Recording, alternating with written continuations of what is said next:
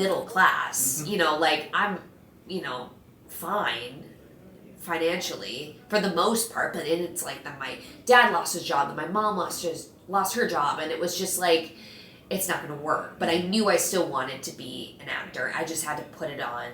I had to find a different path to it. It wasn't going to be moving to New York right after high school. Right. So, but I'm so happy though that I came here. I love Chicago. Absolutely.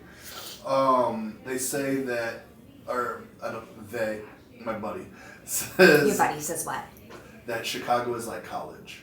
You're not going to get the job in Chicago, but you're going to get the tools that you need to go to LA or New York from Chicago. And much respect to the people. I know a lot of actors who have families here. Yeah. And they have like a home in the burbs, and they can support themselves in Chicago. Sure. Working as an actor. Yeah. And that's amazing. Like that, I just, you don't hear that story a lot of like the non-star route. Like they're just starring in, they could be at the Goodman or Steppenwolf or Chicago Shakes, but they're making it work, and that's awesome. Yeah. Or they're teaching on the side or whatever. They figure out their hustle and they stick with it. Yeah, absolutely. And much respect to them. I do see this as just life lesson after life lessons. My 20s is kind of, you always hear the 20s is when you find your footing. And you don't really know anything yet, but you're just learning. And I have to keep reminding myself that, like, you're still growing. Sure. Absolutely. You don't have to have everything under control yet. Like, it actually would be really weird if you had everything under control, specifically in the field that I'm in, which is so unpredictable, and I have little to no control over it. The only control I have is the stuff that I'm physically doing. And it's hard to have that perspective while you're in it. Yeah. And you're like, why is everybody else, why did they get that? Yeah. Why am I not doing that? My jealousy sometimes is, I really try not to let it show. I really hope I don't. But it's really hard. And it's like, I, once again, work really hard. And I have like 3 day jobs and I'm working every day. And it's hard sometimes. And I used to live with people where this was the case, where it's like they didn't really work. Like they didn't like have like a day job. Right. Like they got to sit at home a lot of the time and then wait for their agent to call them, and then they would go and audition, and then they would book it. And to that person, I go, that is amazing. I'm so happy that you, and I have to allow them to have, that's their journey. Right. And to them, I say, great. But in the moment, it was really hard because I'm working so many hours. I'm so tired. And I'm sending out these self-tapes, and they're just not being seen. Because on YouTube, you can see, like, even if it's unlisted, you can see who's, how many views and whatnot. And it took me forever to find an agent and find any, it's always about visibility. And in this post-pandemic landscape, too, of, like, people that look like me, which is so amazing, they're not the priority anymore. It's about amplifying the people that haven't been able to have a space. Sure. And I think that that's awesome. Sure. That being said, I still have something to offer. You know what I mean? Absolutely. So it's just like that fine line where like, I totally understand. Like, that's amazing. And like, not even just, but gender and sexuality, all that stuff, that's great. Right. But I'm still here. I still want to be a professional in this. Yeah. So I knew I had to find another way in. Sure. And that's where it leads back to the show. Sure, absolutely. What was the first thing that you fell in love with in Chicago? First thing I fell in love with, I really loved, well, obviously the theater scene. I mean, the minute I really dove into that, and I started seeing shows all the time, because this is like the #1 place for storefront theater in the country. So there's so many like little theaters in like the back of a shop, theaters in a basement, theaters, everywhere. I also really love the Panera Bread on State Street. It's no longer there. Really enjoyed that. That was one of the first places I ate. R.I.P. to that. Yeah. And, school was right on Michigan Ave, so, in Wabash. So I was, like, in it. Like, I was in Chicago, like, touristy Chicago. Yeah. So I always just loved, seeing all the skyscrapers and the lake and all that stuff too. It's not really a specific answer, a bunch of generalizations, other than the Panera Bread, which I will miss. And I want to make that very, very clear. I will miss you.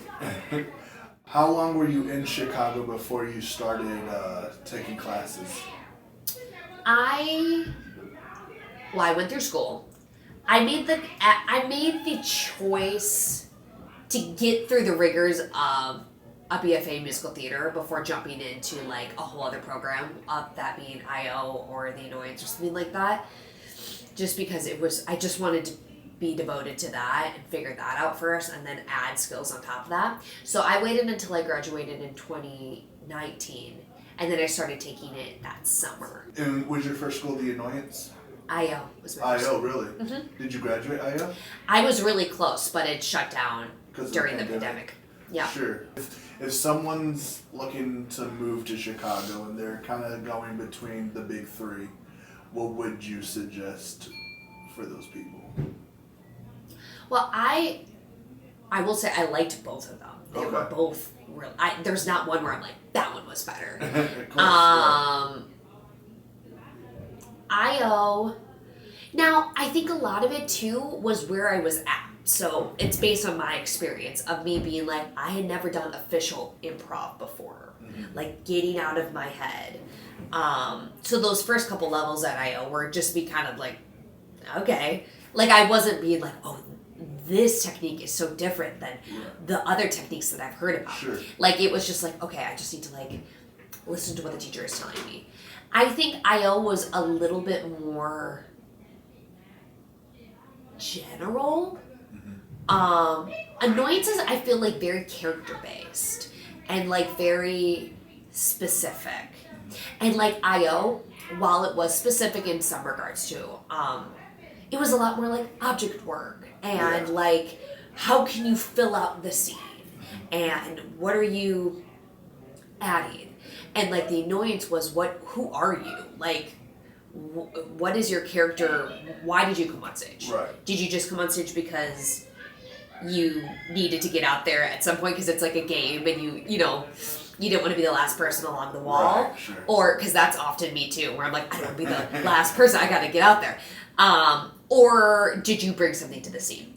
So I think both are great lessons. Like I could always get better at object work, I could always get better at finding a deeper character, because I almost feel like as I've gotten better at improv I've lost like my lexicon of different characters that I usually used to dive into with, I thought, ease, and now I feel like I know so many tips and tricks and stuff like that I'm just focused on getting through the scene sometimes. So it's always a learning process, but I would say that's kind of the main difference. I would go probably like IO first, get your footing, learn the comedy scene. They have like that, that not the Annoyance doesn't have a great bar, but they have like a great, like there's just so many things going on at IO, and then dive into the Annoyance for more details and filling out those muscles, and then you'll have so many things in your like improv toolkit to like pull from. And Second City, I've never taken a class there, so I don't know. Absolutely. Yeah, that's good. I mean, everything with Annoyance, I mean, I think it just depends on the person. But yeah, it's good to have a good grounding of improv, or before you go. You have to learn the rules before you break the rules. Exactly. Yeah.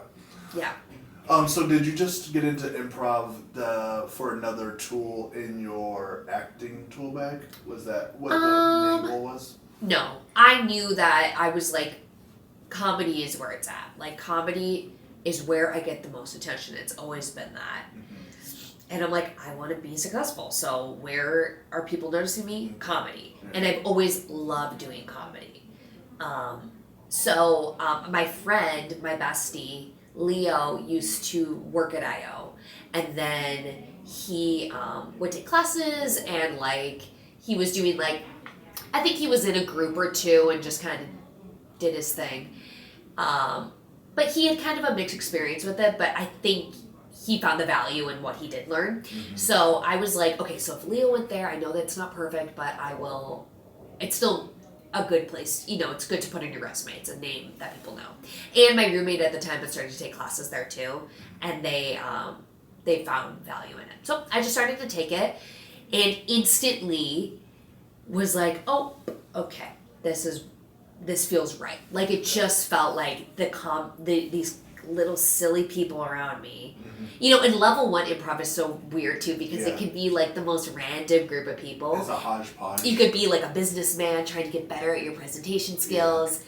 I had like an elderly couple in level 1 at the Annoyance. I was in that class with you. Oh my gosh, of course. Duh. Of course. That's what I was thinking as well. Yeah. As soon as you were saying that, they were crazy. I mean, but honestly, I was giggling. Yeah. They knew their bit. Funny. I thought they were, specifically the wife was actually really good. Yeah. And it was interesting to play with people that weren't like 20 to 40. Yeah. Oh yeah. Like, where's Lauren? Like, Lauren has come here before, right? Yeah. It's like, I watch SNL every single week. Yeah. I never miss an episode. It's like, okay, we're in level 1 improv. Yeah. So that is great. And then as you start to, you know, make your way through the programs and whatnot, all of my really close friends right now are all from the classes I've taken. That class is quite a collective of people. I agree. And I mean, we literally went. I mean, if you look at what we've done as a class, I mean, we kind of went from being level 1 to almost like kind of running the comedy scene in one way or another. You know what I mean? Like, in our own little niche, you know, there's so many different. What is the Chicago comedy scene? But like, I mean, it's in our own little world. It does feel like we've done a really good job. I will say that. I think any given night you can go to Chicago and see a show put on by one of us. If not, then we're in a show. Yeah. Just about every person from that class. Yep. Which you can't always say, especially from starting from level 1 like we did. For sure. I will say the elderly couple did drop after just a couple weeks in. They did. Unfortunately. I really was always fascinated to see what would happen. I'm going to bring them back for my next show. Oh my God. I wonder I forgot what their names were. No idea. But they were great. And, but yeah, like the core group of people there, and then the people that would join in later levels, and then who we graduated with. Yeah. Yeah, and they're all like, those are the people, I mean, talk about feeling seen. Because like musical theater school was amazing for me. Like it was great.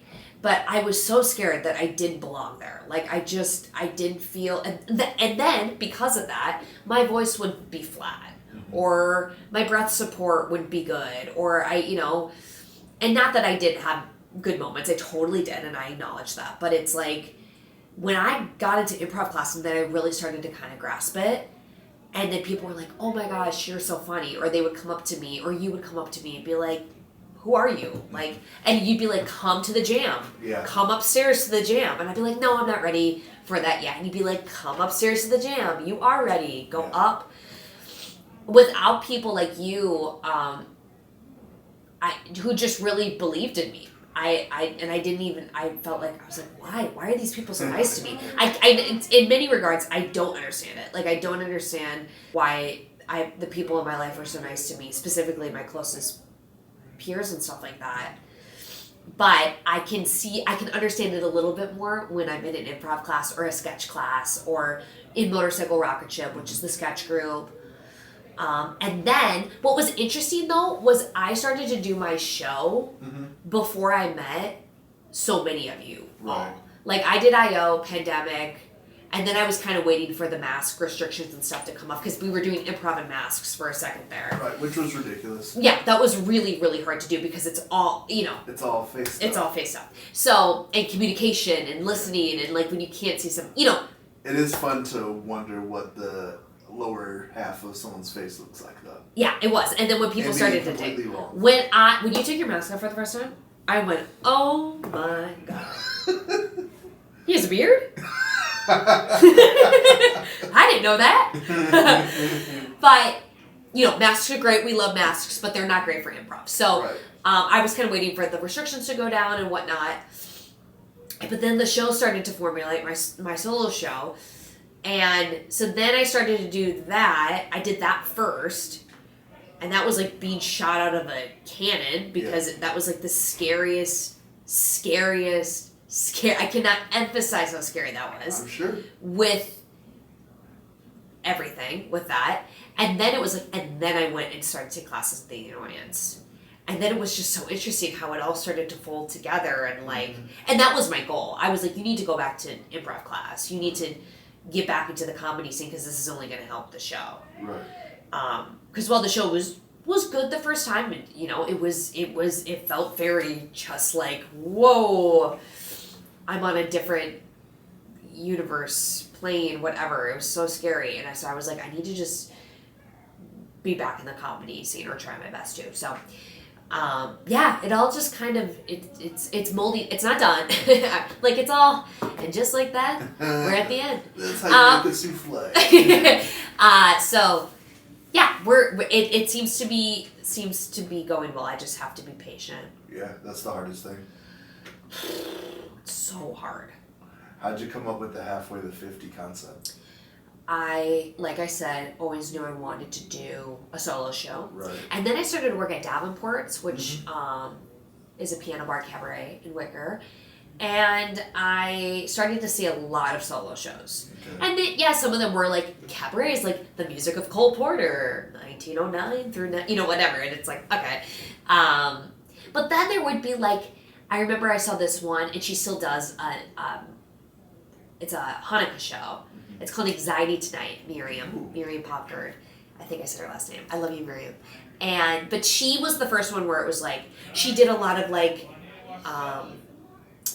she would take songs that we would know, but she would change them to fit with the stand-up that she had just done. I was like, oh my God. In the minute, I remember seeing her and being like, oh, so that's what I need to be doing. Like, it was very clear. Like, obviously all the other performers were great, and I learned different things from them, but like, that concept of like, okay. And she is Jewish, so she does a lot of like stuff centered around the Jewish culture and whatnot, and it was so her. And it sells out every show because it's so uniquely her. And it's sold out for years. So then I was like, okay, so that is the kind of the idea. And then I realized, this was like December, when I was 24. So that year was I don't know what year.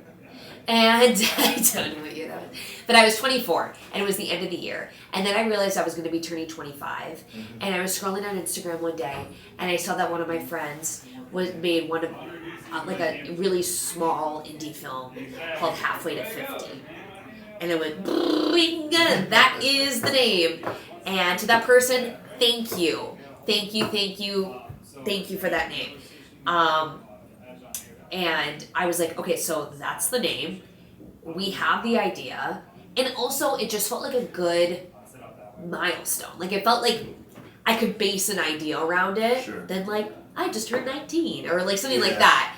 Like, 25. Like, halfway through my 20s. Like, what are we grasping onto so far? Not that I've learned anything, like I've talked about. But, like, what are the things that have happened to me? Because I've had, like we all do, have all these experiences to pull from. And then I was like, once it hit me, I was like, it was so scary. Because I was like, oh my God. Because it all lined up. Like all the ideas, the name, that you see Miriam, then coming up with the concept, I was like, okay. And then I was in a show in this really small theater called She Loves Me. That was the name of the show. It was a musical. And it was great. And I was backstage. I had a lot of downtime, as one does in the ensemble. And I would take my computer and I would just type.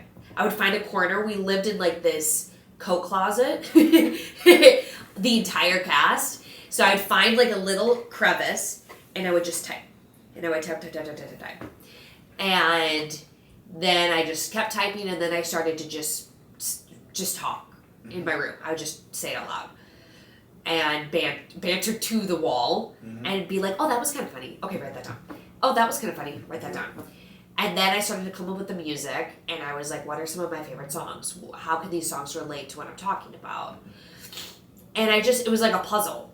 And I would move things around, and it was so creatively fulfilling. I was like, this is really cool. Like, the amount of control I have over this, where I've never had any control over anything creatively, I was like, this is insane. I can literally sing and say to a certain regard whatever I want to say. So within the confines of that idea of like 25. So then I found my music director, who I worked with at Davenport's, Nikki, and I was like, could you please, like, would you ever consider? And he instant reply, of course. Yeah. I was like, really? You will? I said, how much do you cost? And he said, whatever you got. I was like, okay. And then once again, I was like, okay, well, I can't back out of it now. Like, I have too many. And then once I announced it, so many people were like, oh my God, oh my God, oh my God. And then that scared me even more, because I'm like, why are people excited about this? Like, where's the disdain? Where's the spit on the ground when I walk by? Why are people excited? And then I had nausea every day for like a month. I felt like I was going to throw up every single day of that, and I'd like work out to try to get it out. And I felt like I'm running on the treadmill. Like, I feel like I'm going to throw up. I was so scared. I'd have nightmares, and it was so scary. And then once I did it,